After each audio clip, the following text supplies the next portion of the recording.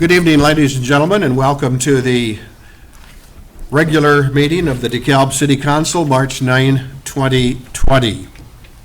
Prior to the call to order and the roll call this evening, I'd like to remind anyone in the audience who would like to speak to any item on the agenda or any item not on the agenda to fill out a speaker request form. They're in the hallway just as you entered the council chambers here. Give that speaker request form to our city clerk, Lynn Fazekas. She'll get it up to me and we'll try to get it to you in the order in which we received it. Also, for those folks who are speaking to, who would like to speak to an item on the agenda, you needn't wait until that item on the agenda to speak. If you choose to, you might want to speak during the public participation segment, which, as you see from the agenda, is very, very up near the front of the agenda. And we would like also to ask anyone who is speaking tonight to try to refrain from any more than, no more than 3 minutes in terms of your participation this evening, and we'd appreciate that. We have a lengthy agenda tonight, as you can see. So having said that, I would ask our city clerk to call the roll, please. Morris. Here. Finnegan. Here. Smith. Here. Perkins. Here. McAdams. Here. Rubik. Here. Favor. Here. Mayor Smith. Here. 8 present. Thank you. Would you please arise and join me in the Pledge of Allegiance? I pledge allegiance to the flag of the United States of America and to the republic for which it stands, one nation, under God, indivisible, with liberty and justice for all. Thank you. Our first item on tonight's agenda is approval of the agenda. Are there any additions or deletions to tonight's agenda? Seeing none, I'd entertain a motion to approve that agenda. So moved. Second. It's been moved by Alderman Morris, seconded by Alderman Verbeek. Discussion? Roll call. Morris. Yes. Finnegan. Yes. Smith. Yes. Perkins. Yes. McAdams. Yes. Rubik. Yes. Favor. Mayor Smith. Yes, here. Yes, 8 aye. thank you. I noticed Tony messing with your microphone there. Did you turn it on, Tony? It was not on, that's It was correct. not on. So apparently you were without a mic for the first session, but I think everybody heard you. Hopefully. Okay, good. All right, we now are at item D under our agenda, public participation. And the first person who indicated they'd like to speak during this particular part of the agenda is Cohen Barnes. Frank Roberts is going to be joining me as well. I beg your pardon? Frank Roberts is going to be joining me as well. Okay. Frank Roberts and Cohen Barnes. What a team. Good evening, everyone. Super excited to be up here again.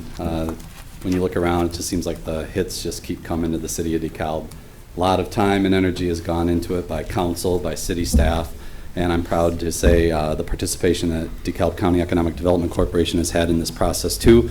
We have heard firsthand from City Manager Nicholas has been of great help, which is our mission, economic development in the county, and it's nice to see that our staff and our board of directors are helping fulfill that mission.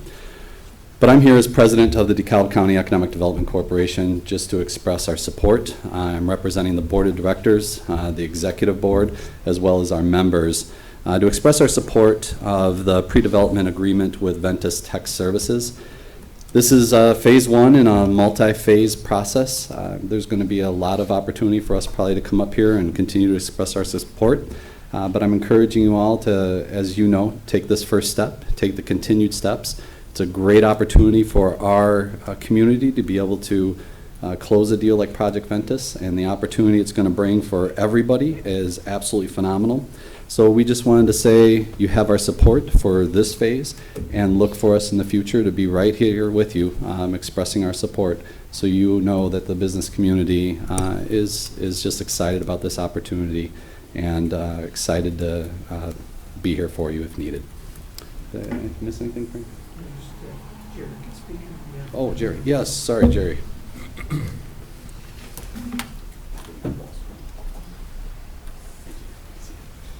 So this is getting to be something of a habit for me. Yeah, Jerry, if you would identify yourself, please. Yeah. I haven't got a speaker request form for Yeah. you, but I take it this is a tag team. Okay, very good. Actually, I did submit a speaker's form, but you just haven't seen it. That's all right. I know who you are, but do identify Yeah, yourself. I'm Jerry Blasey, Vice President for Research and Innovation Partnerships at Northern Illinois University. And I'm representing, I'm here on behalf of President Freeman. And I've done this once before, and that's why I said it's getting to be a habit. But we also want to express our strong support for the pre-development agreement. We think this venture will bring in the type of experiences our graduate students and undergraduate students would like to see. And as I said the last time I was here, having jobs in the area is very important to help us retain our students in the area and build the economic and cultural base of the city. So we're all for it, and again, I wanted to express the President's support as well. Thank you, Jerry. Thank you, everyone. Frank, did you want to say anything? Okay, very good. They said it all, huh? All right, thank you very much. At this point, I have a few folks who have indicated they'd like to speak to specific items. Does anybody care to speak at this point on one of those items? If not, we'll wait till we get to that item on the agenda. Very good, thank you.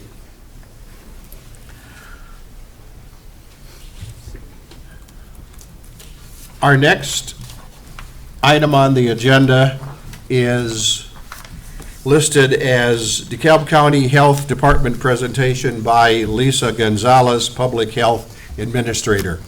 I'm going to amend that a little bit. It's the DeKalb County Health Department presentation by Jerry Smith for Lisa Gonzalez, Public Health Administrator. This evening, as you arrived, you may have wisely used some of the hand sanitizer from one of the available dispensers. City Hall is dealing with the current coronavirus outbreak in a number of ways. I can report to you that early last week, in several conversations with DeKalb County Health Department Administrator Lisa Gonzalez, that her department is in the key leadership role in not only communicating to the public about COVID-19, but also in coordinating with federal, state, and local agencies dealing with that outbreak. In a letter sent to municipal officials last week, which I shared with Council, I believe, on Friday evening, Ms. Gonzalez outlined where pertinent information is available.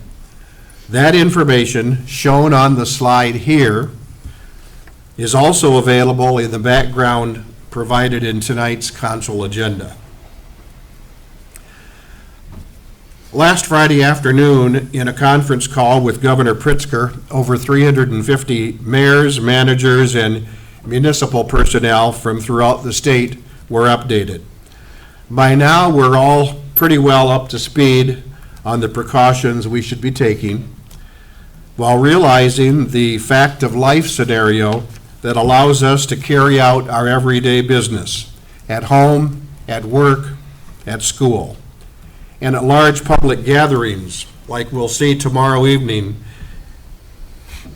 as a crowd of upwards of 7,000 people, fans, attend the Indian Creek Aurora Christian Super Sectional Boys Game at the Convo Center. Allow me to assure you that the City of DeKalb will continue to monitor the latest COVID-19 information. I had a conversation as late as 4 o'clock this afternoon with Administrator Gonzalez, who reports that I believe there are 11 known outbreaks, cases of coronavirus. Most of those are in the Chicagoland region. We're in what they call Region 1, DeKalb County West. There are no known cases of coronavirus as of 4 o'clock this afternoon that are known in our region, if you will. Governor Pritzker, I understand, has declared a state of emergency in the state, which allows the state of Illinois to qualify for some additional funding, some additional activity. It gives the governor a few more authoritative powers and authority in the state of Illinois.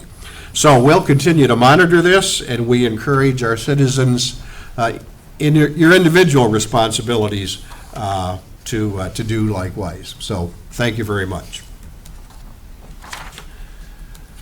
Okay, moving along, item F on the agenda, appointments. I have one appointment this evening. I'd like to read that entirety, and then I would ask the city council to consider my appointment. The appointment of Patrick Fagan to the Police Pension Board for the completion of a 2-year term through May 31, 2021. I'd entertain a motion, please. So moved. Second. It's been moved by Alderman Smith, seconded by Alderman McAdams. Any discussion? Roll call. Fanouken, Yes. Smith, Yes. Perkins, Yes. McAdams. Yes. Verbic, Yes. Favor, Yes. Morris, Yes. Mayor Smith. Yes. 8 aye. Thank you. That appointment is approved. I'd like to thank you. Most of the folks up here know Pat Fagan. He had to resign as our 4th Ward Alderman, allowing us to get another great 4th Ward Alderman here in Greg Perkins. Pat has had experience in law enforcement. He also, in the insurance business, knows quite a bit about pensions, et cetera. So I think he'll be a wise addition to our police pension board. So thank you very much. We have 2 items on the consent agenda tonight. They're usually enacted by one motion. There will be no separate discussion unless one of the council members would like us to remove any item from the consent agenda. The consent agenda items are limited to 2 this month. Number 1, minutes of the regular city council meeting of February 24, 2020. And number 2, accounts payable and payroll through March 9, 2020 in the amount of $3,179,956.76. I'd entertain a motion to approve tonight's consent agenda. So moved. Second. It's been moved by Alderman Favor, seconded by Alderman Perkins. Discussion? Roll call. Smith, Yes. Perkins, Yes. McAdams. Yes. Verbic, Yes. Favor, Yes. Morris, Yes. Fanouken, Yes. Mayor Smith. Yes. 8 aye. Thank you. The consent agenda is approved as printed. There are no public hearings this evening. Moving along to item I on your agenda, considerations. We have one tonight.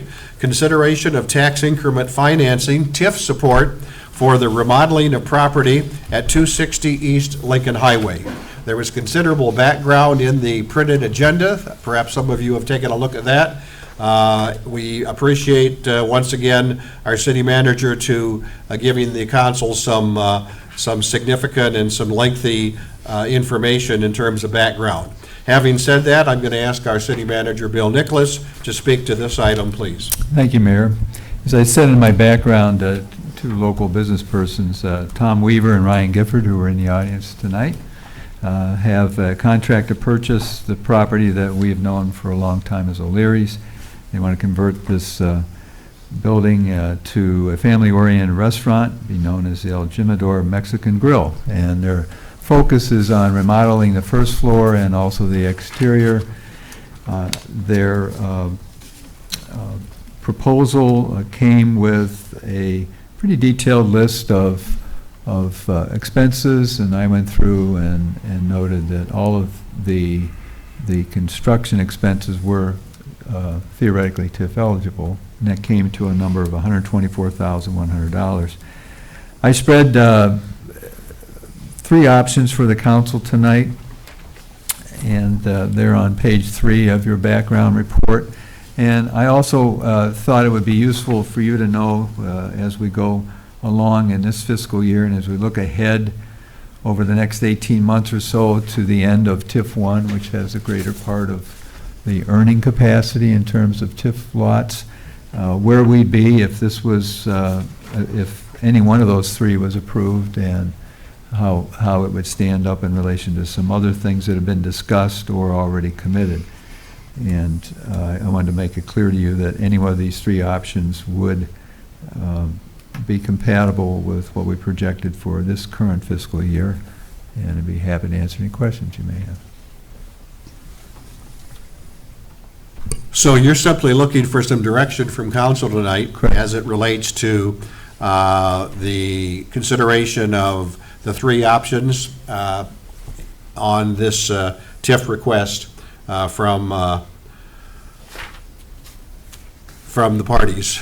So I will open it up to any discussion. We need to give our city manager some guidance. Alderman Favorite. So I, again, love the idea of restaurant coming downtown. It's good to see that property, it's in good shape. It's good to see the property being transformed into something else. I want to thank you very much for putting in the different options. I really appreciate that. And of course, all the background that went into it. We had said this at the last meeting, there was a TIF discussion. Obviously, the hope was that we'd be going less and less instead of more and more in terms of the percentage that we would allow. One of the things that I would really like to see, we're asking for 40%, we're asking for 20 years. I would really, I would be in, again, I would love to see option A, but if it had to be 40%, I would suggest that we work out either a 10-year repayment of the TIF or a 15-year repayment of the TIF. That would be my suggestion. So Tony, from what I understand, you would be in favor of option C, the total of both acquisition and remodeling? Correct. I'm, At if the it's 640 number, provided that maybe we shrunk that 20-year to a 10-year. correct. Similar to the other one, we did go to a higher percentage than what I personally was, comfortable with, and that was met with a lower repayment period or open period for the grant. So I would suggest the same. Okay. Thank you.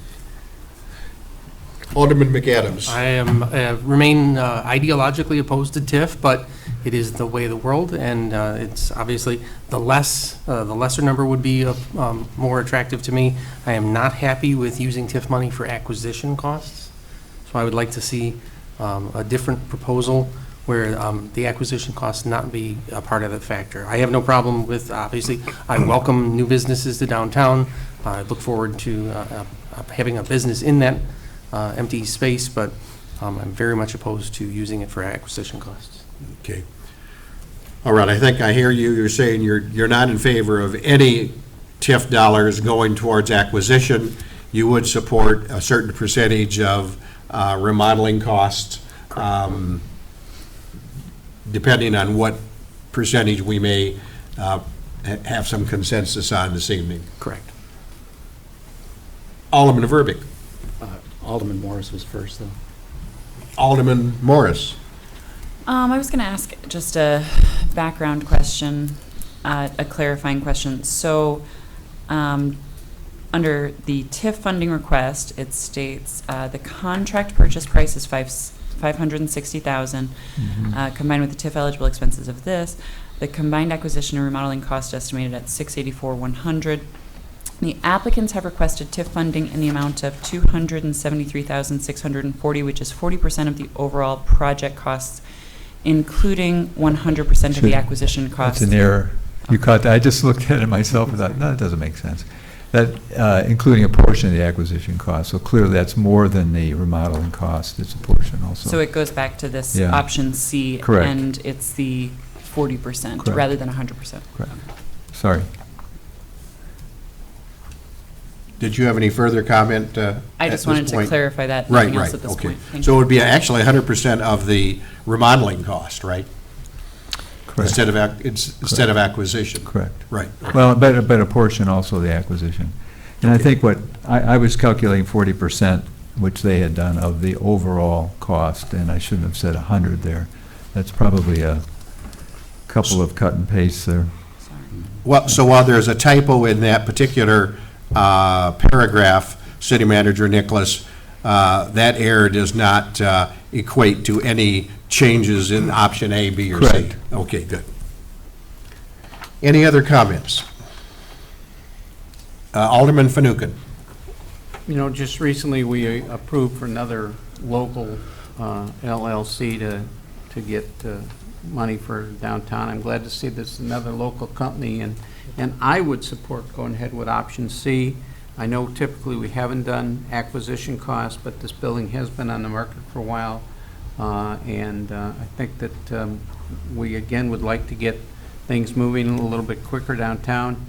I know at some of the events lately at the Egyptian, we've run out of restaurant seats downtown, and this would certainly alleviate that. The numbers over the life of the agreement look good, though as Alderman Favor suggests, maybe we could see a shorter payback period. Okay, so basically you are pretty much in lockstep with Alderman Favor Of option C, yes. on the options? Yep. Right, okay, thank you. Alderman Verbeek. Yeah, thank you very much for your interest in developing downtown. I really appreciate it. The thing I'm going to refer to is our website. According to the City of DeKalb, Tax Incremental Financing, or TIF, is an economic development tool that helps local governments improve historic districts, restore rundown and blighted areas, and jumpstart economically challenged parts of town. I guess my question is to this and others that may come before us is, where's the blight? How is this blighted or creating a negative impact on the central business district? Yeah, so blighting influence in the if we will go way back to TIF 1, and I was here at that point, the original. Blighting influences were listed according to what the TIF Act said you had to do, and a conservation area was established. That's what TIF 1 is. And what that means is you can use TIF for the remedy of blighting influence, such as the demolition of some properties, which we've done over time. But also, it talks about economically challenged, so in terms of vacant buildings that are not returning anything on the asset that is there, that would be one. It may not be a blighting influence. The house, for instance, is a vacant building now. Well, it's not. It's got some tenancy on the second floor, but the first floor is. But not blighting, but certainly underserving in terms of tax increment.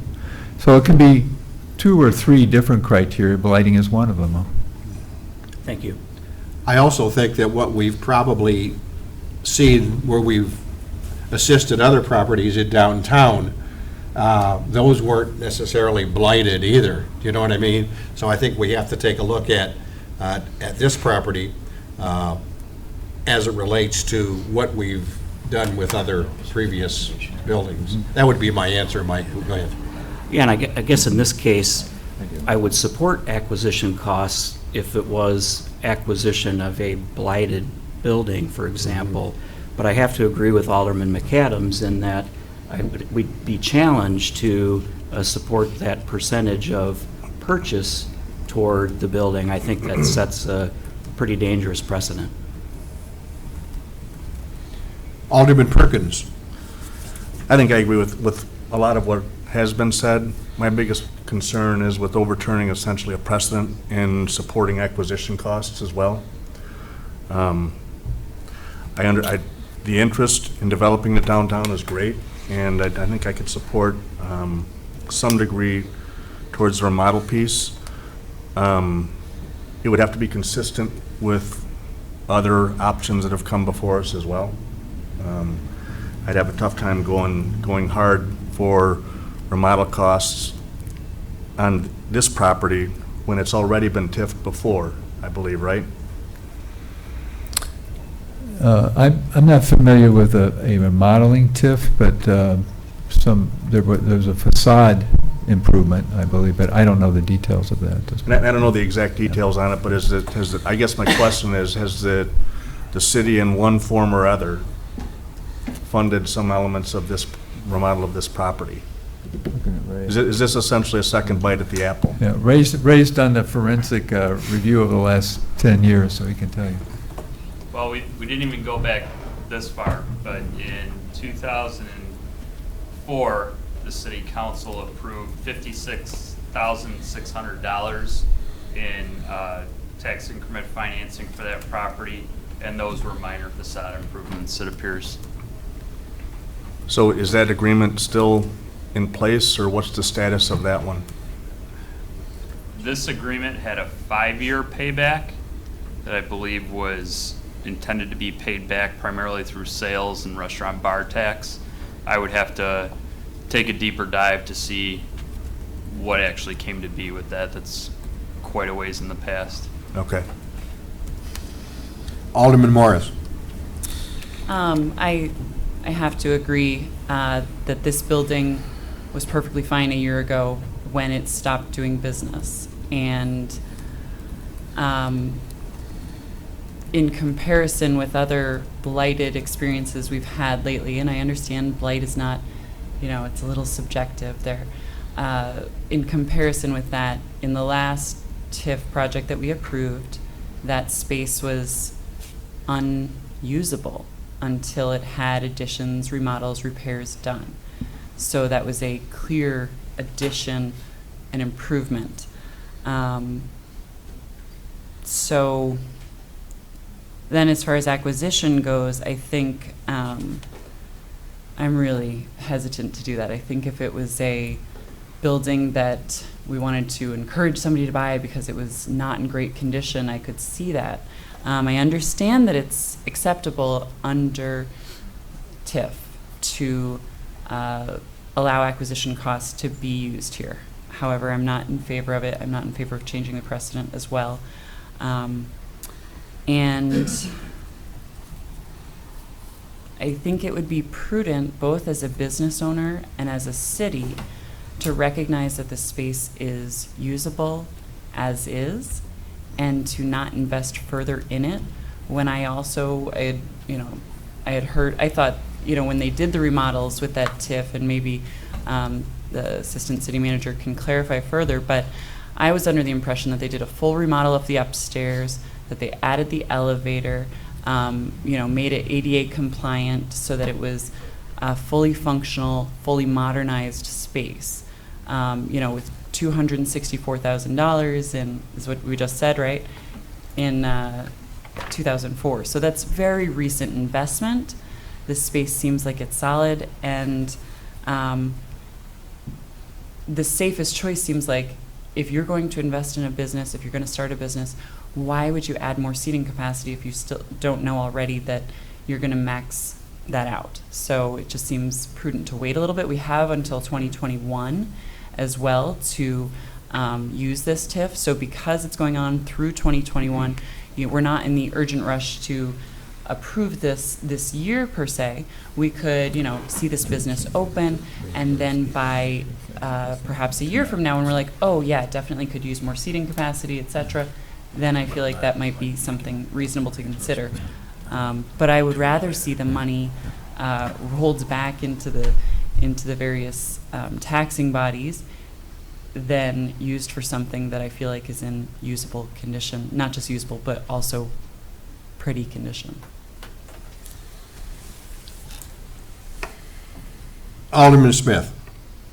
You know, I do support, as I've said before, the TIF projects downtown. I'm wondering if we can get a little creative on this one and accomplish both goals. Maybe a repayment of the 40% for the purchase in totality, and then still allow them their remodeling costs. I think it's a win-win for both sides in that way. I don't know if that's even possible. I'm just throwing some ideas out there. And second thing I have is, I know the building's old, and I don't know, well, is it up to our current codes being unoccupied? Are they going to have additional issues? Tom would probably know more inside to bring it up to speed. I've been through it. It's not there aren't major code problems in there. As Councilmember Morris said back in the early 2000s, the new owner put a lot of private money into the upgrade of the building, including the upstairs. So there are upgrades to the kitchen that need to be done, probably, and that type of thing, but not starting from scratch in terms of the HVAC system and plumbing and so forth. To continue with that, I think if I remember correctly, the money was allocated, they discovered the elevator would not meet state fire codes, so I'm almost sure that's where that money had to go to. So I know that was an upgraded. Yeah. I don't know that any TIF money went into that, but there was definitely an upgrade. Yeah. Okay. Any other comments? I'm going to try to put this in a synopsis, although hearing the all over the map kind of comments that we heard tonight, I want to make sure that we give direction to the city manager so that he could work with Mr. Weaver and Mr. Gifford as it relates to coming back with some kind of a proposal that we can vote on. I hear that we have a number of our aldermen tonight who just are dead set against any TIF dollars being used for acquisition costs. I also have a couple of our aldermen who feel very comfortable with option C on both the acquisition cost and the remodeling cost. We have at least one alderman, I think Alderman Morris, who feels that any remodeling cost does not make sense, given the fact that in your estimation the restaurant as it sits now is pretty much turnkey. Would that be a fair summation of your thoughts? That's accurate. Yeah, good. So Bill, from that potpourri of opinion, is there anything that you can glean from this discussion that would put you in a position to come back with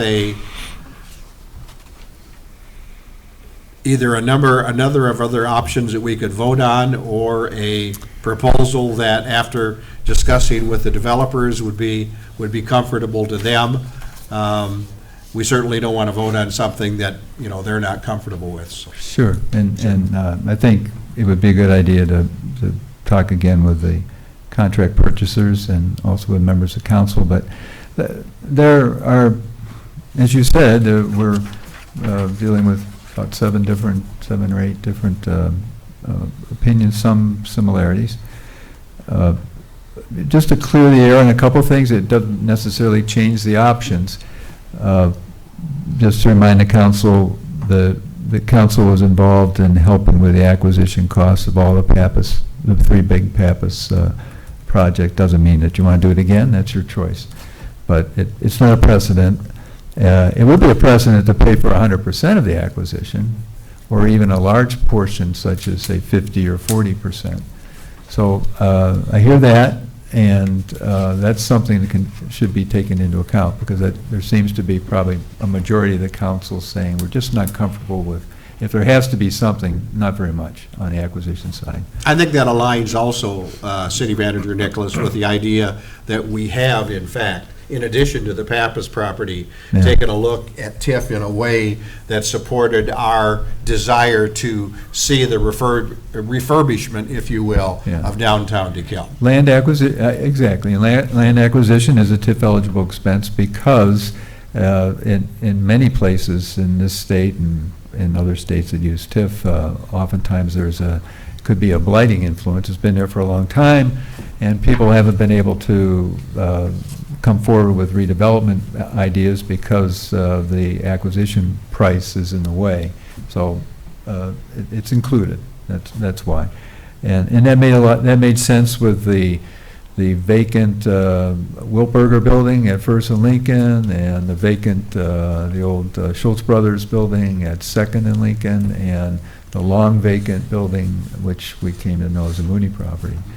Maybe not in this case. Well, 2 years ago, there was no doubt Yeah. that would give definition, at least Yeah. my definition of blight. But- To take a look at a community, a downtown, where a good share of the buildings were vacant.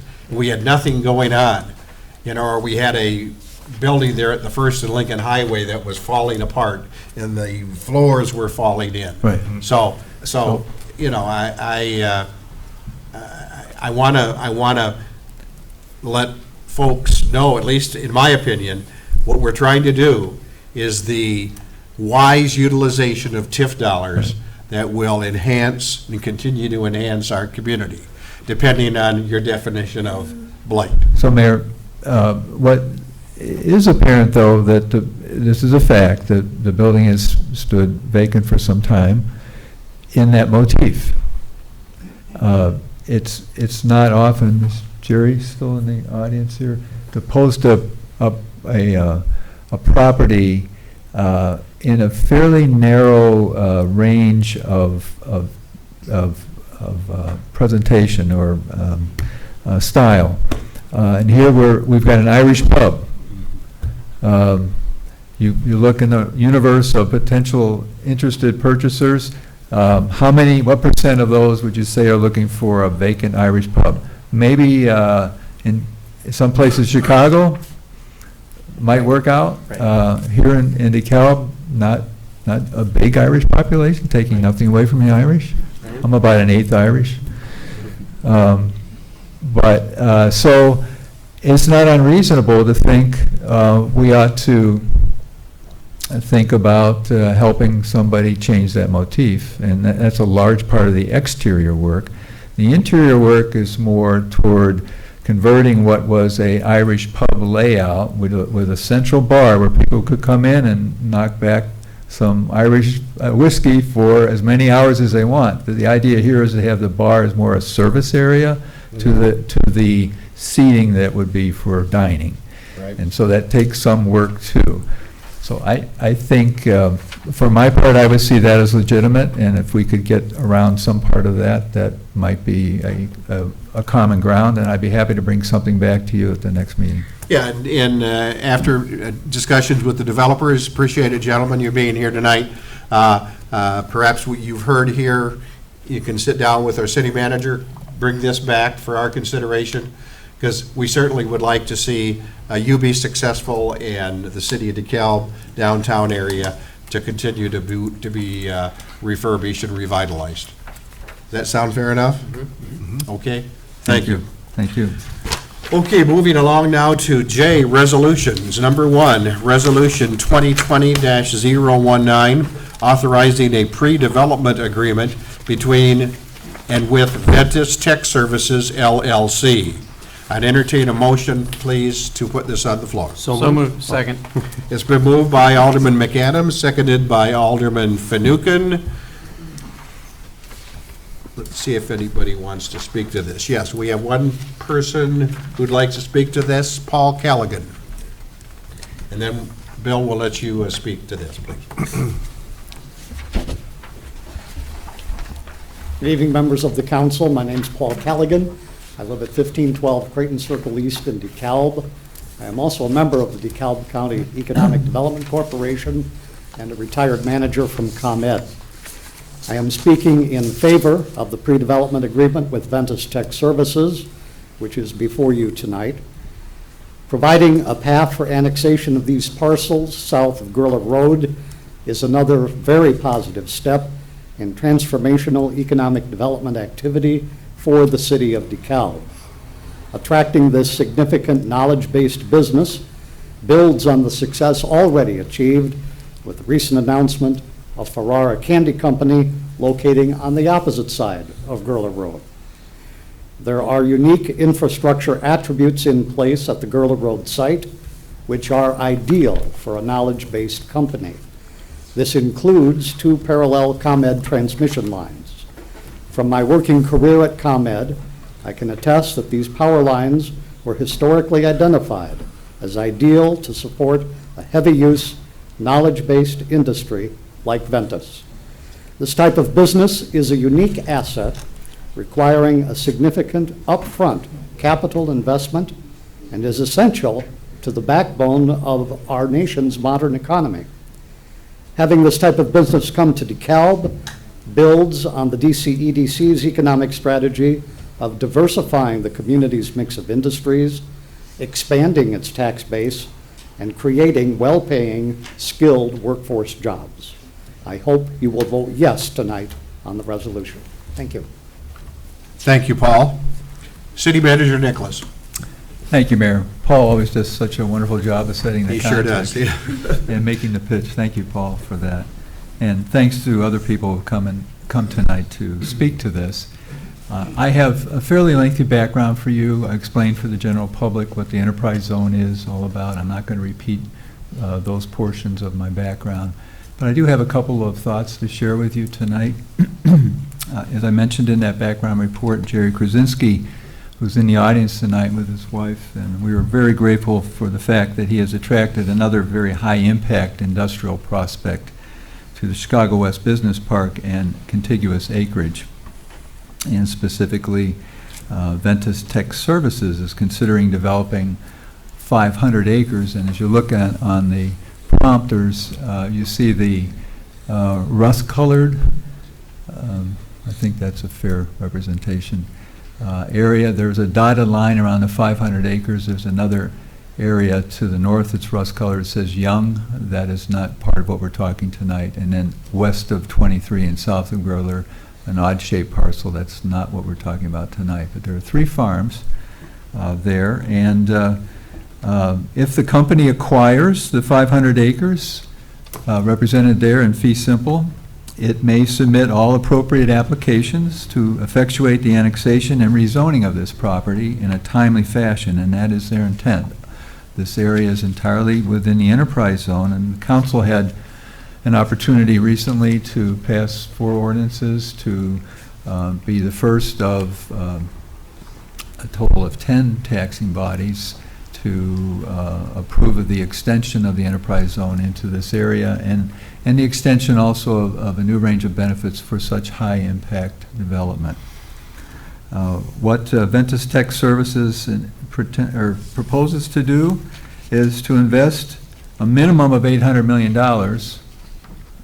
We expect it will be north of that. Construct at least 900,000 square feet of new building space in a first phase. Maintain a level of 95% of its employment target, and I've discussed what those employment numbers mean in terms of the enterprise zone parameters. In the past month, as I mentioned, all the taxing bodies who would be involved here, including some new ones who haven't been involved in the enterprise zone before, Afton Township, the Afton Township Road District, a unique Afton Pierce Multi-Township District. That is a small taxing body that appears on the tax bill for people living in the Afton Township area. And it's money, a very small millage that goes to pay for the shared use of an assessor, a township assessor. Action is needed. We are hoping that you will strongly support this tonight, although we are still learning details about the number of buildings that would be spread across this 500-acre area. We are sure that the per square foot construction costs will be considerable, probably twice what industrial property is being constructed for in the city of DeKalb. And that means a very large generation of property tax over many years. And in fact, we estimate that this one company would generate combined tax benefits that will exceed the Target Warehouse, Nestle, 3M, Goodyear, and Panduit over the next 20 years. Combined. Combined. So we ask for your support tonight. This is, as Paul mentioned, the first in some logical steps. Your vote tonight will hopefully encourage the company to proceed to acquire the property, and then after that, I believe it is their intent to very quickly move to annex and rezone the property and come in as corporate partners in our community. And I can't tell you how much I support this and strongly encourage you to as well. Well, this is called potentially a transformational campus, for sure. It surely is. Yeah. Yes. Okay, let's have discussion. Alderman Fanouken?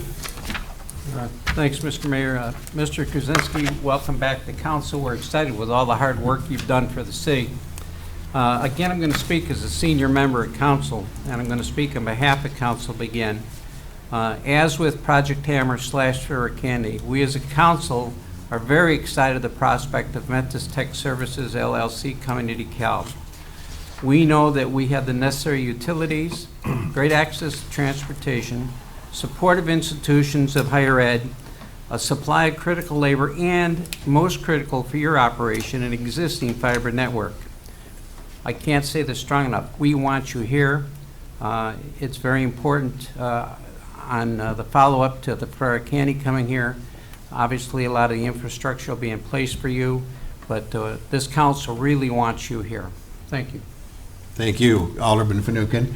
Any other comments? Alderman Verbeek? For this and other projects, how do we take it a next step further, encouraging those new employees to choose DeKalb as their home? Whether that is property purchase or rental, I'm not sure what those possibilities are, but anything we could do would be great. Good point. Thank you, Alderman Verbeek. Any other comments? Alderman McAdams? Well, we all get into government to make a difference, and this is the kind of difference we want to make. And I welcome this project with open arms. Any other discussion? If not, there's a motion on the floor, a second to approve this resolution authorizing the pre-development agreement between the city and Ventus Tech Services LLC. Roll call. Perkins. Yes. McAdams. Yes. Verbic. Yes. Favor. Yes. Morris. Yes. Fanouken. Yes. Smith. Yes. Mayor Smith. Yes. 8 aye. That pre-development agreement is passed unanimously. I feel like standing up. I really do.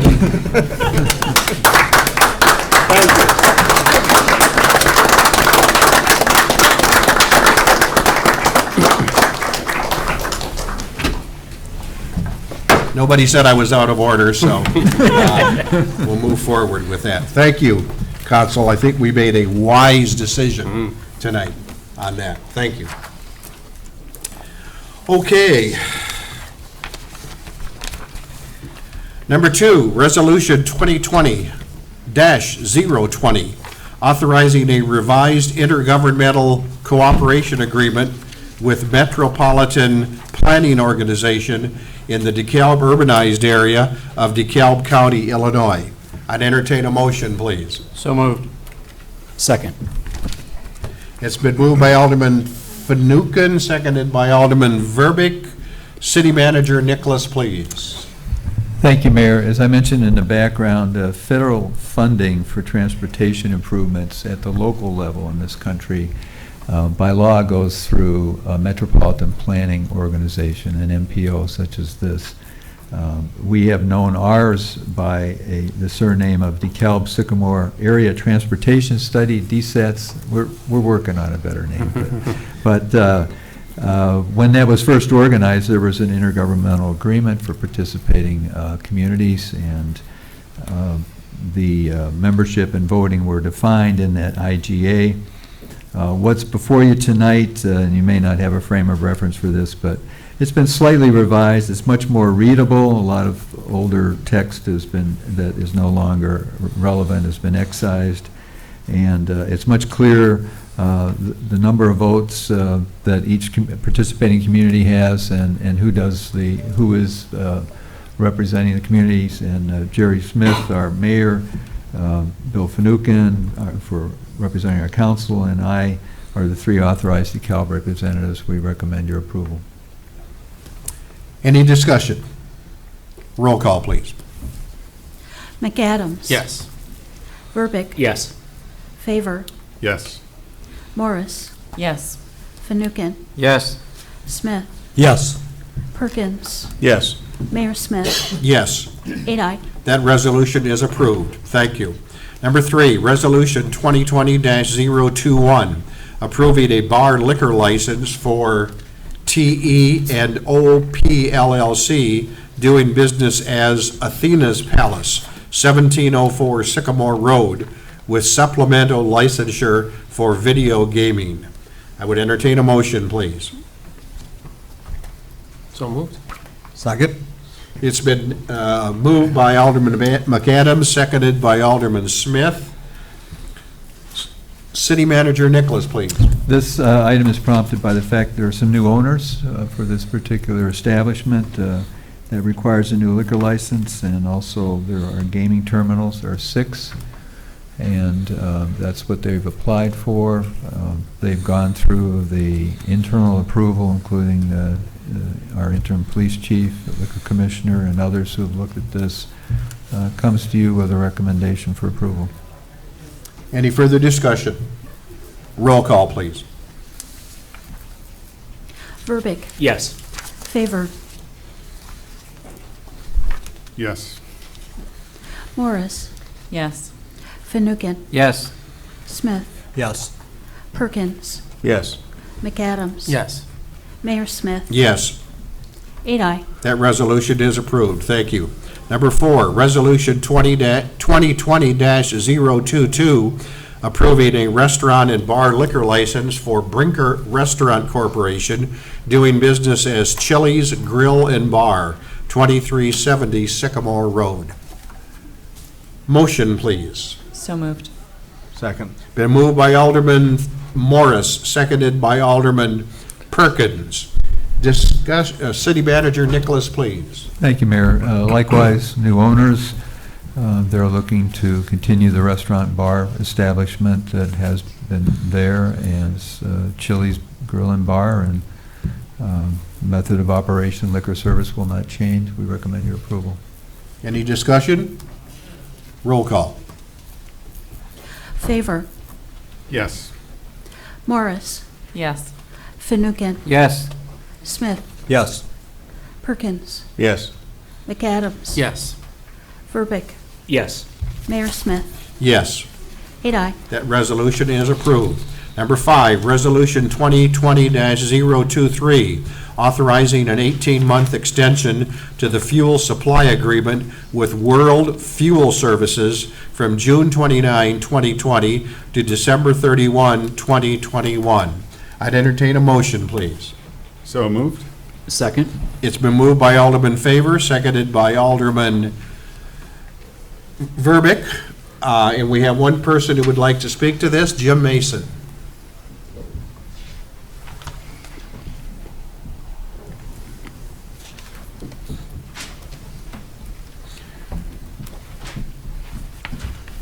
Good evening, Jim. Good evening, Mayor and staff and aldermen and everybody here. I didn't realize that World Fuels Up. Tom Cleveland and I worked on this a year ago, and in fact, one reason this is a segue into what I was going to say, Jerry. Number one, we have these 2 phenomenal developments going south of Route 88. When the previous city manager and I worked on developing the fuel program, discounted fuel, I said to them over and over and over that you'll see people come to DeKalb that you never even heard of. And Ventec and the Candy people are 2 examples. And a lot of the people in this room don't realize how important general aviation is and corporate aviation is. You have a world-class airport out there. I was appointed to be on that board 30 years ago, and I worked on it for 18 years. And then we have come to this conclusion here now that other people see the fruit of our labor in DeKalb. And so what I want to also say today is that Part 139 is what we're looking for at the airport. I don't know how many people here understand what that is, but Part 139 aviation federal approvals gives us a chance to bring airplanes in here that will carry more than 30 people. Precisely. Thank you. So, so let's provide the funding for that. And I've got a funny feeling that this is just the beginning. And congratulations with Ventec. And I just want to praise everybody for the hard work that went previously. Aviation is important to these companies, and let's keep it up. And congratulations, everybody that worked on this new project. Thank you, Jerry. Thank you, Jim. City Manager Nicholas? Thank you. As Mr. Mason said, this is our general aviation airport is important to the future of corporate interests in our community. Right now, get down to the mundane, we had a contract to be considered as Tom Cleveland was leaving.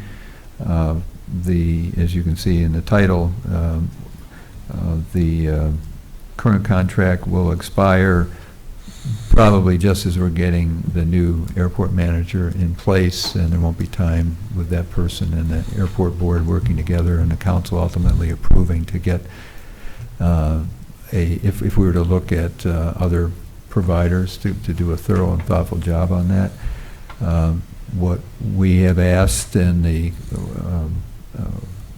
World Fuel Services has agreed to is to provide, originally they offered a one-year extension, and that would have been fine, except once we've been laboring with the fact that their contract doesn't run with our fiscal year, and if we go out 18 months, and it's been a favorable price, been a low price that the board helped support. We recommend that we continue this for 18 months, and sometime before the end of this term, if you approve it, we will have gone out and tested the water and see what's available out there. We have a motion on the floor and a second, and comments? None? Roll call, please. Morris. Yes. Fanouken. Yes. Smith. Yes. Perkins. Yes. McAdams. Yes. Verbic. Yes. Favor. Yes. Mayor Smith. Yes. 8 aye. Thank you. Moving right along, number 6, Resolution 2020-024, authorizing the purchase of one Chevrolet Traverse Transit staff support vehicle based on the state bid contract pricing in an amount not to exceed $28,000. I'd entertain a motion, please. So moved. Second? It's been moved by Alderman Morris, seconded by Alderman Smith. City Manager Nicholas, please. Thank you, Mayor. As I mentioned in the background, the FY20 budget anticipated the expenditure of about $35,000 based on projected fare revenues to purchase a new hybrid vehicle for the transit division, which travels a lot back and forth to Springfield because of the nature of what they do. And they have been at work looking through the state bid pricing and came up with a vehicle that fits their needs, very basic vehicle in the amount of $28,000, and they're proposing to purchase that with your approval. We support their proposition and hope you will too. Any further discussion on this projected purchase? If not, roll call, please. Fanouken. Yes. Smith. Yes. Perkins. Yes. McAdams. Yes. Verbic. Yes. Favor. Yes. Morris. Yes. Mayor Smith. Yes. 8 aye. Thank you. Number 7, Resolution 2020-025, approving a collective bargaining agreement with the DeKalb Fraternal Order of Police, Lodge Number 115, Illinois Fraternal Order of Police Labor Council for the period from January 20, January 1, 2020 through December 31, 2022. I'd entertain a motion, please. So moved. Second. It's been moved by Alderman McAdams, seconded by Alderman Morris. City Manager Nicholas, please. Thank you, Mayor. As the background states, we have been negotiating a new collective bargaining agreement with the Fraternal Order of Police Lodge 115 since September. We have been following the interest-based bargaining approach, and it has been successful. And we have come up with a proposed contract, the text of which was in your background, and which has been reviewed by the membership of Lodge 115, and they have ratified the agreement, which includes features identified in your background, and specifically, I'll just hit the high points, hit the economics first. Retroactive to January 1st of this year, there is a cost of living increase of 2.5%. Also a cost of living increase in each of the next 2 years of 2.5%. There was also, as I described in the background, of course, when we're in the middle of negotiation, we're putting together a budget, and the budget, we're very transparent about what's in the budget, and everybody knew what was in the budget. So one nice thing about the interest-based bargaining is it focuses both parties on doing the practical and the possible. We knew we had a little bit of money left over in the next projected 12-month period, and there were a number of what we consider to be inequities in the wage step schedule, which had 8 steps. At the top, or at the entry level, the first and second steps, we were very competitive with our comparable communities. The problem was, is as you went through the steps, if you're a police officer, up to and including the sergeant step, which would have been the 9th step, the middle and the upper ends were not competitive by in an evolutionary way by about as much as we were very competitive at the lower end. So we were able to attract new people, but retention was becoming an issue. And after consultation with the council, we opted to address that with some of the available capacity that we had in the FY20 budget, which is why we carried this over into the current fiscal year. What we propose to you, we think, is fair for all parties, and we ask for your support. Any discussion on this? City Council has taken a pretty good look at this. Alderman Finucane? I just want to compliment both the city staff, Ray in particular, for your hard work on this, and also to the members of the union's negotiating team for arriving at this. Just by a way of comparison, Bill just mentioned that they've been discussing this for 6 months. The police union in the city of Chicago is now over 3 years, and they don't have a union contract at this point. So just as a matter of comparison, we've done much better. Thank you. Yeah, well said. Any other comments? Roll call, please. Smith. Yes. Perkins. Yes. McAdams. Yes. Verbic. Yes. Favor. Yes. Morris. Yes. Finucane. Yes. Mayor Smith. Yes. 8 aye. That resolution is approved. Chief Thank you. Petrogallo, if you would let rank and file know that in approving this, not only was it unanimous, but we appreciate their continued support of maintaining law and order here in the city of DeKalb and working so hard to see that that is done. So if you would do that, please. I will, Mayor. Thank you. Number 8, Resolution 2020-026, authorizing an assignment of agreement for legal services to Donahue and Rose, PC. I know those guys. Motion, please. So moved. Second. Been moved by Alderman Verbic, seconded by Alderman Finucane. City Manager Nicholas, please. As the background says, Mr. Rose and Mr. Donahue to my left have proposed, actually have organized their own firm. As Mr. Donahue explained to me this afternoon, and embellishing on something he and I discussed several weeks ago, life happens, partners retire, some decide to move on to other things. The original partnership of Murphy, Koblenz, and Rosenthal, Murphy, Koblenz, and Donahue has been Dissolved. dissolved. Friendly Friendly dissolution. And Mr. Donahue and Mr. Rose, who have worked for us and done a very able job in our legal needs, have organized their own firm. And there is a provision in the contract that was entered not quite a year ago, back in April 2019, that allows you, the council, to assign legal services to another firm. We feel this is not a bunch of strangers, it's the people we've been working with, and we support this resolution, hope you will as well. Any further discussion? Alderman Verbeek. Congratulations. Oh, thank you. Thank you. Yeah. Thank you for all your services thus far.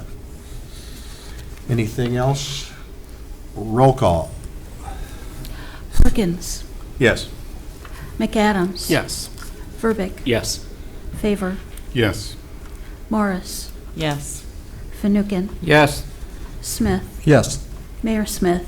Yes. 8 aye. That resolution is approved. Thank you. Number 9, Resolution 2020-027, authorizing an agreement with Fly America for interim airport manager responsibilities. I'd entertain a motion, please. So moved. Second. It's been moved by Alderman Favor, seconded by Alderman Perkins. City Manager Nicholas, please.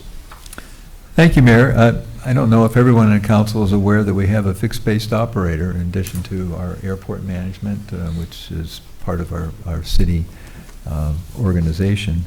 And the airport manager, or the fixed-based operator, is a separate private entity that has been involved in a variety of essential tasks, including the repair of airplanes based at the airport, and some that aren't based at the airport, and has been doing this under the radar and doing a very good job for a number of years.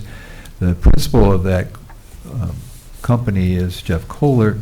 I approached him to see if, because of his familiarity with the airport and flight operations and pilots that go in and out of our airport, if he could, for 30 or 60 days, stand in as an interim manager, and he said he would be happy to do so. And there's a contract in the back of your agenda to that effect, and we ask that you support that. I can tell you where we are with the search. We are having interviews of finalists on Thursday and Friday of this week, so it won't be long. We have to allow for some period of time for transition, but probably in another 30 days, more or less, we will have a new airport manager, I hope. And so this seems to be a prudent thing to do, because I tried flying an airplane once. I was pretty good on the going to, but not so good on the staying above. So it's not going to be me. Any further discussion on this? Roll call, please. McAdams. Yes. Verbic. Yes. Favor. Yes. Morris. Yes. Fanouken. Yes. Smith. Yes. Perkins. Yes. Mayor Smith. Yes. 8 aye. Okay, those are all the resolutions for this evening. We now move to ordinances. We have no ordinances for second reading this evening. We do have several for first reading, the first one being ordinance 2020-013, publishing the official zoning map of the city of DeKalb. I'd entertain a motion, please. So moved. Second.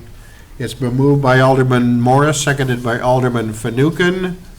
City Manager Nicholas, please. This is, as the title says, your zoning map, brought to you by Dan Olson and others, and it is absolutely accurate for your review and approval tonight.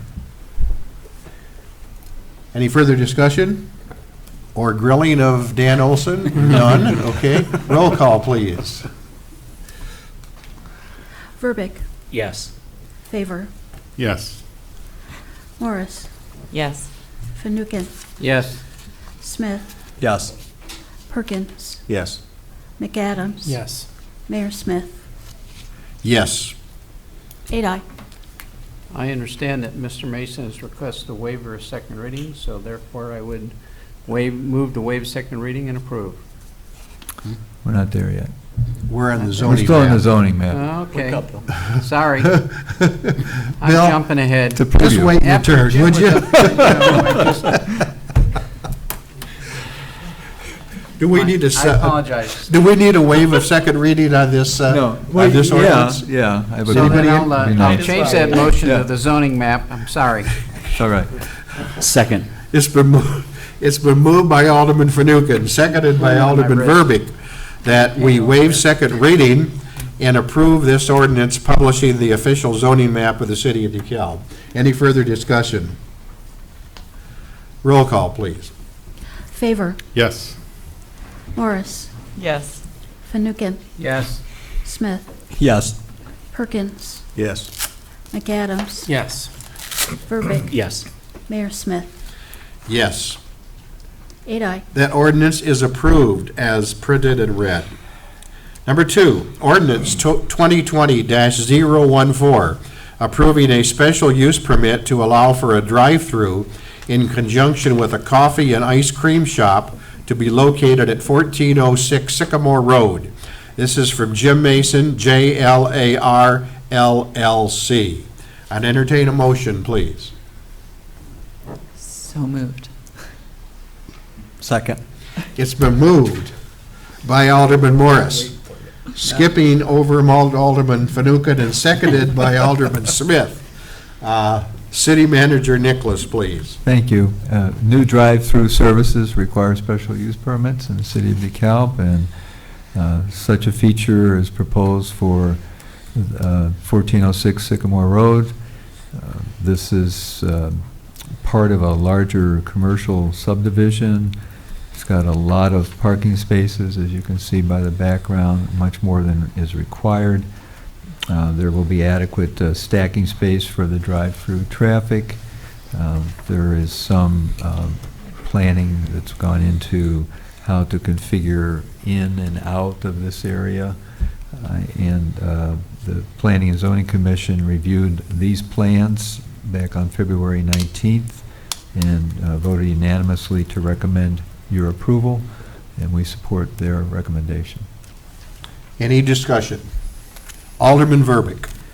The Secretary of State parking lot is sometimes up for grabs.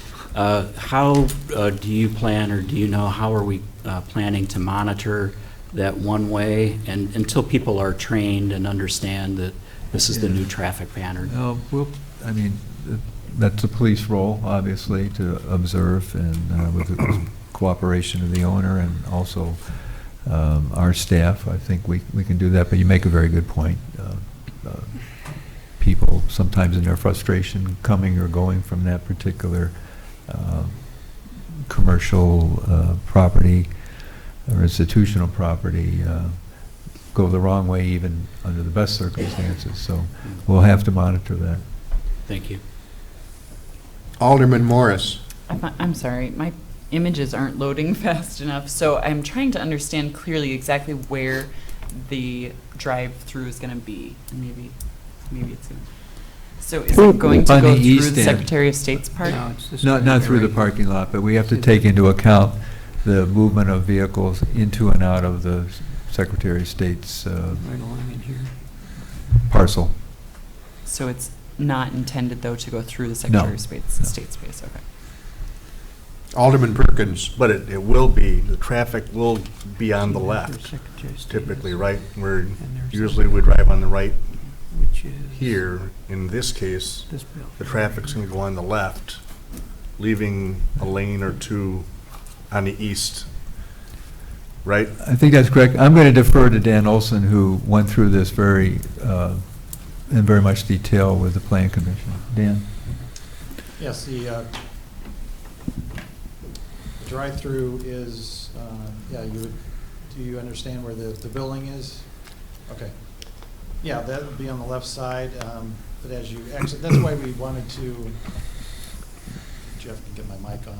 We wanted to make sure as they exited the site, that there would be not crossing traffic. So we made the access from Oakland Avenue one way, and then as you came from the larger part of the parking lot to the south, that you had to turn to the east, and then you go through the Secretary of State lot.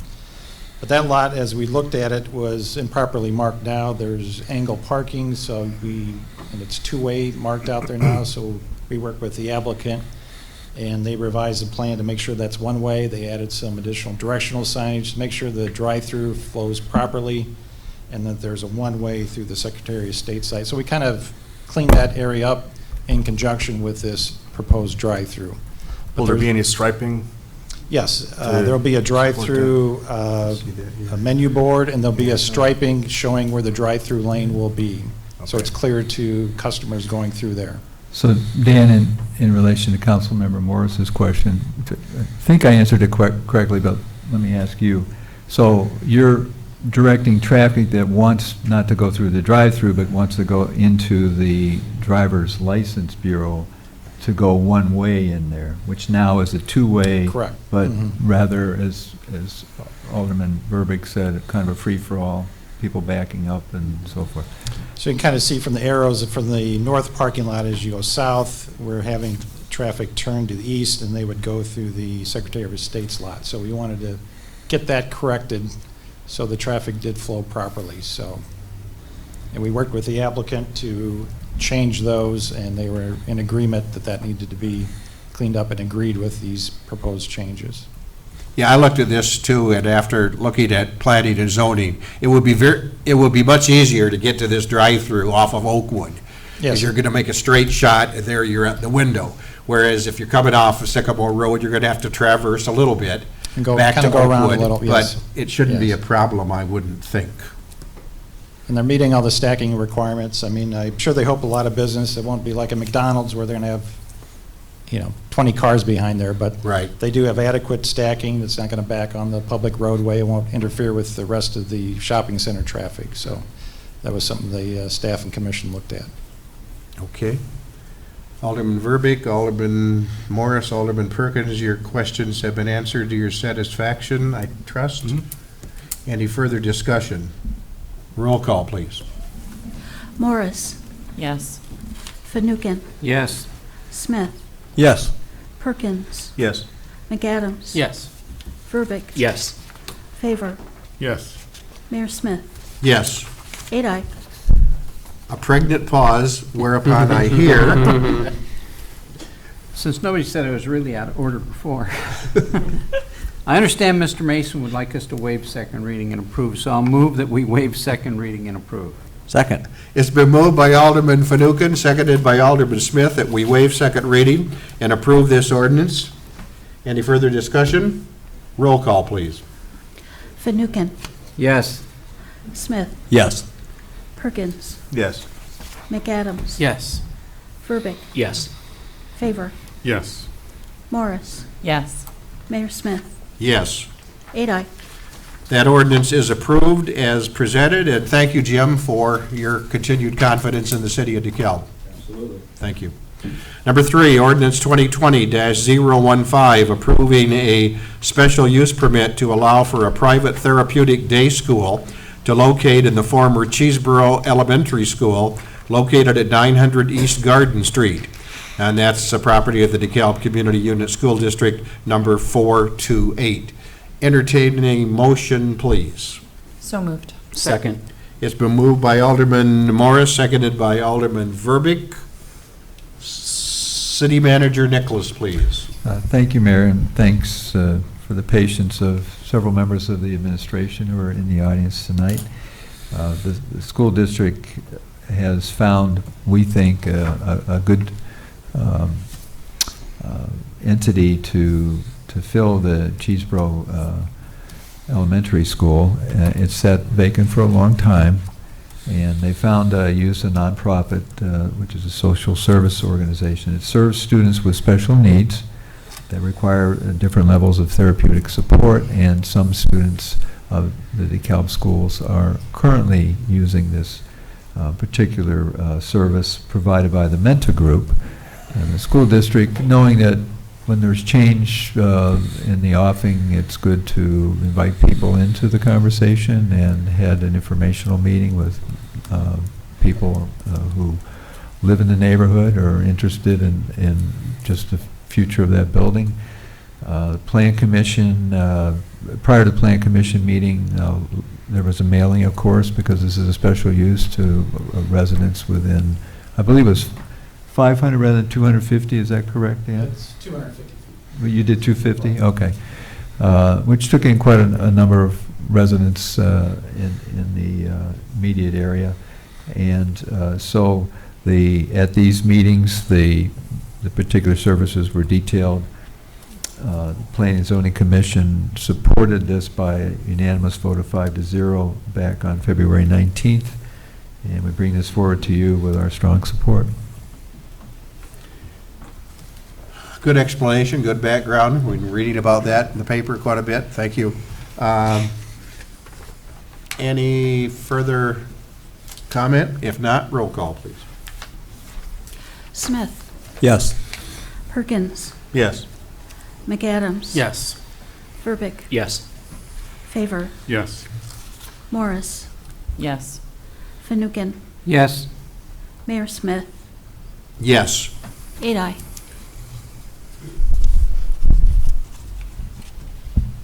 Alderman Verbic. We're looking to motion to waive and approve Thank you.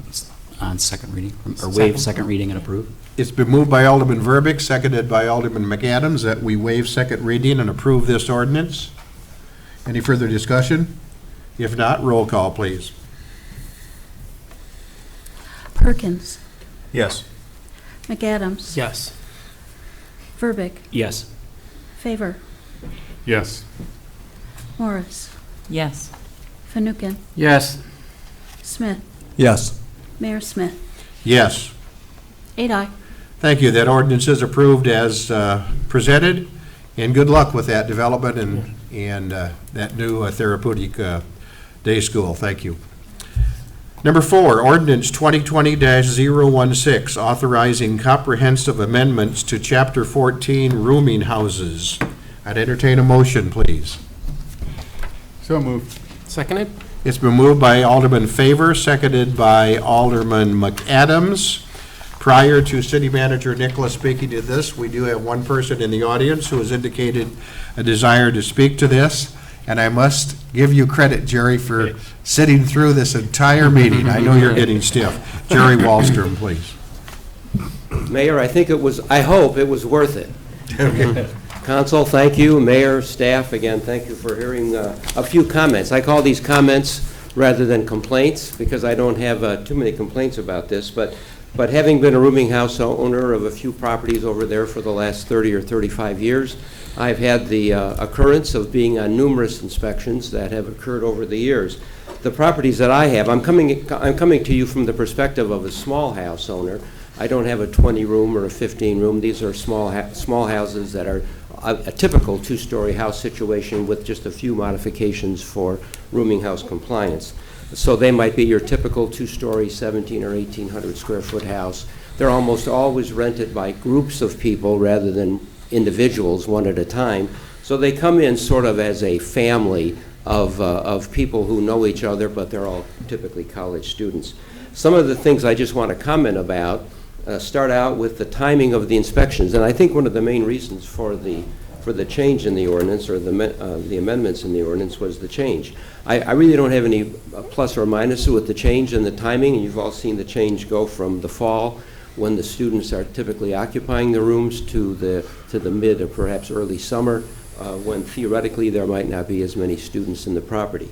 I think that just signals a perhaps subtle change in the reasons for the inspections. They're maybe getting away from some of the policing, I'll call it, of the student activities that are in the houses, and perhaps concentrating more on the physical condition of the houses, which, again, is just a matter of perspective. My personal thought on that is that perhaps there's going to be some things missed here. There were many times when I would go in with the inspector, and of course it would be in September. The students have just moved in a couple of weeks ago, and we would find, in addition to the housing, the house physical things, we'd find many things that the students have, let's say, done, I don't want to say done, but used in their moving in process, such as extension cords and hot plates in the rooms, and candles perhaps, and all these other things that might be fire related. That will be missed if in fact we come in June and do the inspections, although many of the students stay and they're there because they work in the summer. I would say there's maybe a half and half chance that a student will not be there. That was just a comment. The other comment would be, as I was noticing as I was looking through here, as it changes to, as an example, the inspection periods beginning in June, and then here it mentions ending August 15th, and but when I read the body of this, I see that the inspections end July 1st, starting in June and July 1st, and if the repairs aren't done by August 1st, it could be a cause for termination of license. So I think there should be a little bit of clarification and perhaps not such a short time period allowed for repairs that are necessary to be done. Secondarily, as I get into this, I see some things that have always been a question to me. On page 2, it is regarding the number of unrelated people living together in a dwelling unit that are legal. And I've always been able to tell people, well, if you're west of Lucinda, it's 4 unrelated, and if you're east, it's 3. Well, it's been that way for decades and decades. So if it's safe and so on for 4 students to be living west of Lucinda in an apartment and or house without a rooming house license, then why does it have to be 3 on the east side of Lucinda? Is there some magical thing that happens at Lucinda? I don't know. Jerry, you're beyond your 3 minutes, so try to wrap it up if you can. I will. I apologize. The other thing, and some of the other minutia of it, I think we had a real nice meeting with staff last week, and some of those things were worked out. The other thing that may or may not be doable here is on the very last page when it comes to Greek housing. I had a situation last year where I have a housing for 4, and 2 of those people happened to be a member of a fraternity. So I found out in looking at this that if you have 50% or more of the students going in and renting a property from you, and they happen to be a member of a fraternity, even though it's only 2 out of 4, that's considered now a Greek house, therefore requiring a sprinkler system in the house. Well, I'm not sure that was a real good idea, considering that those 2 students might be part of a fraternity that has already a house on campus, and there might be 40 or 50 people already in that fraternity. Just happens to be 2 of them that don't want to live in that house. So I think there really needs to be some clarification on that last definition of a Greek house that is made. So again, thank you. I apologize for going over. Thank you. I have a few comments, but I'd like to hear City Manager Nicholas first on the recommendation on approving these amendments. Thank you, Mayor, and I want to compliment Jerry Wallstrom, who's for decades, not just many years, run a really tight ship. And Absolutely. houses, does everything that the law requires and more, and we appreciate his stewardship of the many students who have come through his as he says, smaller properties and done it successfully and safely. So we thank him. And also for his comments tonight, I can address some of those, but first I just want to say generally what motivated this is the fact that we are finding, and this has been growing over many years, with the system as it's currently set up, we were taking all of the fall semester and the summer to get to a point, really up to the beginning of the second school semester, NIU school semester, to get to the award of licenses, and that meant that for the better part of the school year, people weren't living in a condition in which their moms and dads and brothers and sisters wanted them to. And we thought we could accomplish the inspections with the support and cooperation of the owners and managers in the summertime. As Jerry mentioned, there are a lot of students anymore that stay through the summer. It used to be people cleared out and came back sometime in August and started bringing in their microwaves and all their stuff. But some live because they're working here, they have some jobs, it's helping them continue in school, and they're staying. But there is still a reduced occupancy, and it makes it easier for us to get in. Also easier on the side of the owners and managers for them to do repairs rather than waiting for somebody to come in and clear some things out of the way and then deal with wiring or deal with bathroom repairs, the usual thing, replacement of carpet and so forth. So I think generally, and we had a meeting about 3 weeks ago that every owner and manager was invited to attend. We had some good discussion. We've had some good discussion with individual owners and managers since then to try to sharpen the language in this proposed ordinance. And we put it on as first reading only tonight. We don't want to go to second reading, so there could be more discussion, and maybe tonight's discussion with the council participating will generate some more questions. Just a couple final things. As you saw, what we consider, what classifies legally as a rooming house comes in a variety of shapes and sizes. We have some very large ones and smaller ones. Some institutional uses that invite us in and that are ultimately licensed. We would continue with the same format. The fire department cooperates and collaborates with the building department in doing these inspections. In fact, the fire prevention lieutenant will continue to do most of the inspections, and as needed, usually in some of the larger houses, we'll get some help from the building department, and we'll continue that system. The need for a fourth and fifth or sixth or seventh inspection seems to be unnecessary, and we are hoping we can get beyond that and add a little bit of an incentive to get beyond that. We've increased the fees once you get into those fourth, fifth, and sixth re-inspections. And we don't charge because there's a piece of tape on a door after the third inspection. These are some serious infractions that still exist. Lack of essential fire prevention measures. One other thing, there's a little bit of gamesmanship that has evolved here. As Jerry mentioned, maybe with the students back, you see what they bring in. What we found in some of the bigger houses, including frats and sororities, is you go into the basement and you see in a storage room with the lights out, all the microwaves and all the lamps and all the stuff you're not supposed to have in a room until we're done inspecting, and then they all come out and go back into the rooms. And there are some pictures in your background for tonight's agenda that show that. It's 6 in one, half a dozen in the other. Either way, you're going to see them, you're going to find out. And ultimately, what we're trying to do for the first time in decades is push back some of the responsibility for the ongoing maintenance and the ongoing inspection of these rental facilities to the owners and the managers. We are not in loco parentis when it comes. We just want to come in and once a year, as a matter of general public safety, do the inspection and hope that others will take it to heart through the rest of the year. These are adults, these are people of age, and we hope that they will understand what the essential, these aren't exorbitant or outlandish expectations. These are pretty basic. Thank you. That's great. Given the content of Mr. Wallstrom's comments,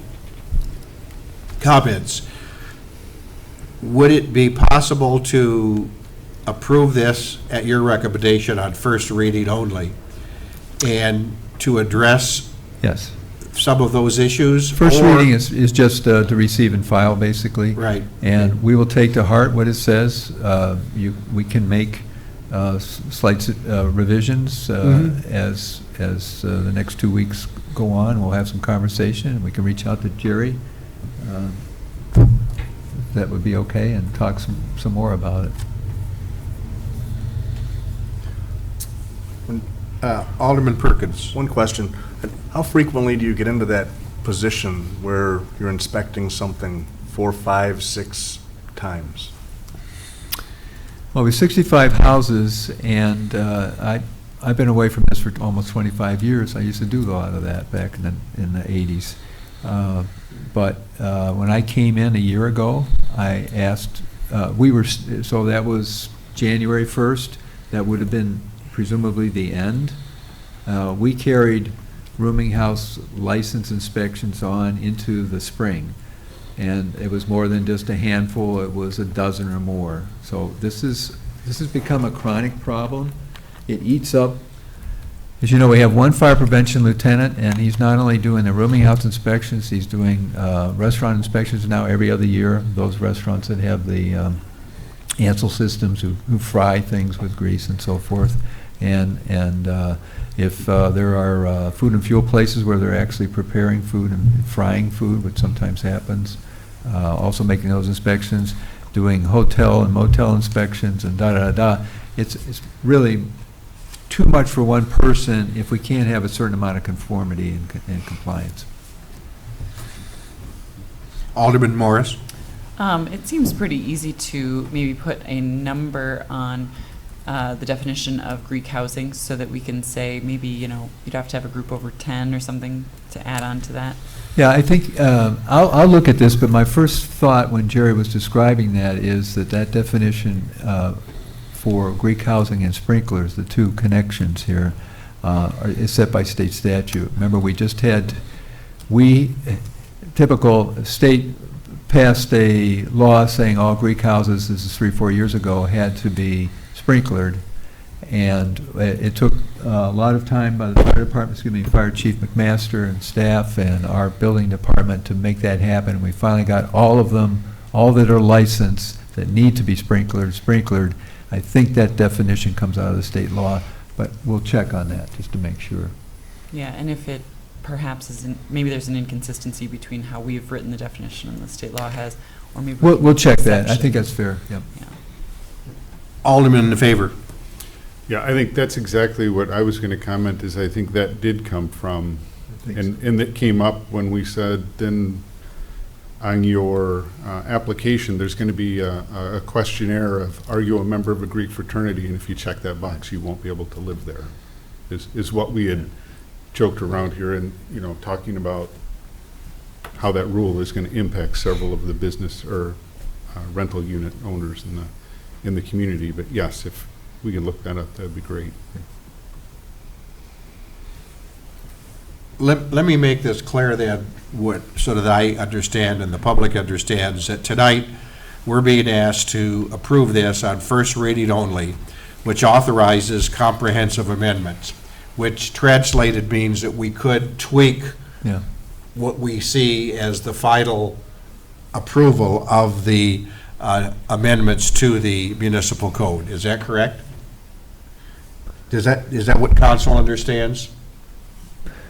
Okay, good. Mayor, to help the council and you, the next time we bring this back, which I assume will be in 2 weeks, we'll find another color than red to highlight what additional changes have been made, and we can identify those and let everybody know. Okay. So we have a motion on the floor, a second. After discussion, we are simply on first reading authorizing comprehensive amendments, realizing that there may be changes in the second reading, at which time we can tweak or approve or disapprove. Okay? Roll call. McAdams. Yes. Verbic. Yes. Favor. Yes.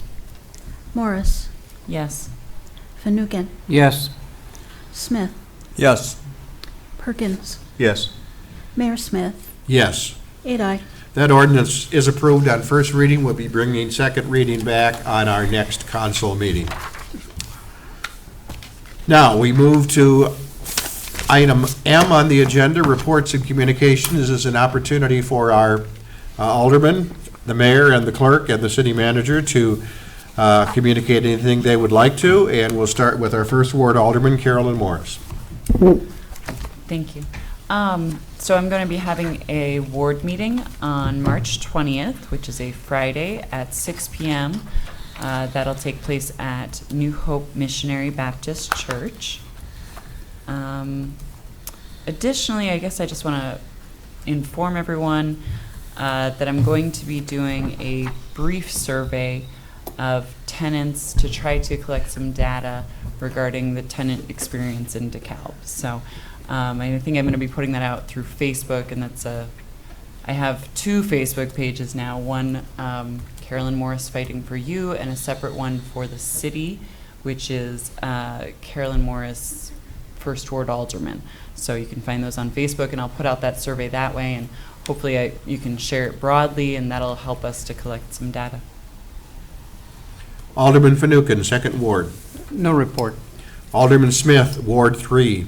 I'll be having a ward meeting the day before, Caroline, on March 19th, and we're going to do it at we're going to change it up, and we're going to have it at Fire Station Number 1. Jeff has agreed to clean the fire department for our meeting. So, and important thing to be addressed, so Zach will be there, and we'll be going over the new street projects in Ward 3. That's it. Thank you. Our 4th Ward Alderman, Greg Perkins. No report. And our 5th Ward Alderman, Scott McAdams. No report. And our 6th Ward Alderman, Mike Verbeek. Well, the Ward 6 Business District was hopping this last weekend as NIU and DeKalb hosted the Mid-American Conference Wrestling Championships.